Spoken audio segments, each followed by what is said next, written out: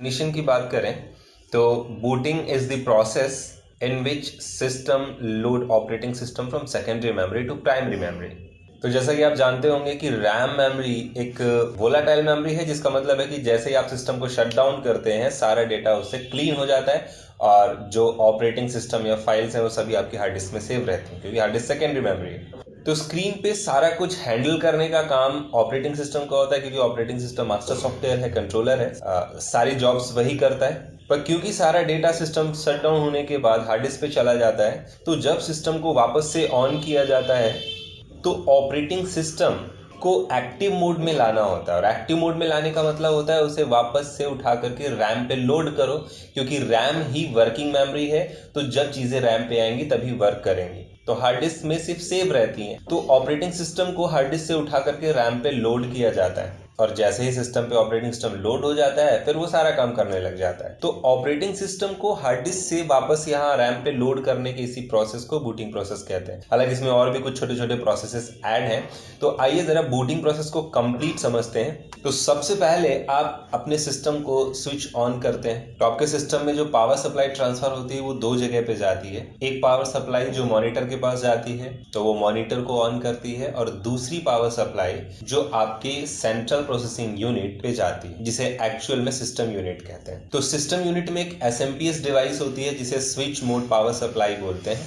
तो power supply इसके पास जाती है, एसएमपीएस उस पावर सप्लाई को रिसीव करता है और उसे कन्वर्ट करता है सिस्टम की कंपैटिबल फॉर्म डीसी फॉर्म में। तो एसएमपीएस को यहाँ पे एक पावर हाउस की तरह यूज किया जाता है। तो मेन पावर सप्लाई यहाँ आती है, वो सिस्टम के कंपैटिबल उसे कन्वर्ट करता है, फिर उसके बाद उस सिस्टम यूनिट के अंदर लगी हुई सभी छोटी छोटी डिवाइसेस को पावर सप्लाई पहुंचाने की रिस्पॉन्सिबिलिटी इसकी है। तो सिस्टम के motherboard, CD DVD drive, hard disk पे पावर सप्लाई इसके थ्रू पहुंचती है। तो जैसे ही पावर सप्लाई मदरबोर्ड पे पहुंचती है प्रोसेसर ऑन होता है।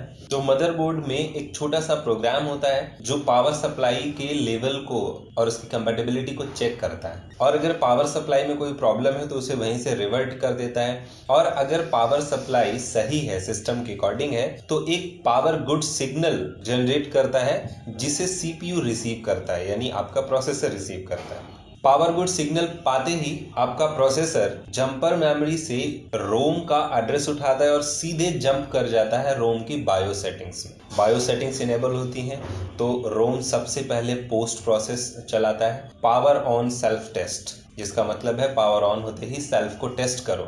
और इस टेस्टिंग प्रोसेस में सबसे पहले वो सिस्टम में लगी हुई सभी डिवाइसेस और कॉन्फ़िगरेशंस को चेक करता है, मॉनिटर को चेक करता है, वीजे केबल वगैरह। किसी सेक्टर में कहीं पे कोई प्रॉब्लम है तो उसको भी वो स्क्रीन पे डिस्प्ले कराता है मॉनिटर को आइडेंटिफाई करके। तो ये पूरा प्रोसेस आपका पोस्ट प्रोसेस होता है। पोस्ट प्रोसेस के कंप्लीट होने के बाद डिस्प्ले यूनिट की हेल्प से सारा कॉन्फ़िगरेशन डिस्प्ले कराया जाता है, और ये कंप्लीट होने के बाद बायोस सेटिंग्स टारगेट डिवाइस को सर्च करती हैं कि ऑपरेटिंग सिस्टम किस डिवाइस में पड़ा हुआ है। तो हम लोग टारगेट डिवाइस किसी पेन ड्राइव या सीडी या हार्ड डिस्क को बना सकते हैं। तो बाय डिफॉल्ट हार्ड डिस्क उस पर लगी होती है, क्योंकि हमारा ऑपरेटिंग सिस्टम हार्ड डिस्क पे ही होता है। और जब हमें सिस्टम को फॉर्मेट करना होता है, यानी हार्ड डिस्क से ऑपरेटिंग सिस्टम को डिलीट करना होता है, तो हम बूटेबल पेन ड्राइव या फिर सीडी में ऑपरेटिंग सिस्टम रखते हैं। तो फिर अपना टारगेट ड्राइव चेंज करते हैं और बूटेबल पेन ड्राइव से सिस्टम को बूट कराते हैं। खैर, तो बायोस टारगेट डिवाइस पे ऑपरेटिंग सिस्टम को सर्च करता है और वहां से उसकी लोडिंग शुरू करता है रैम पे।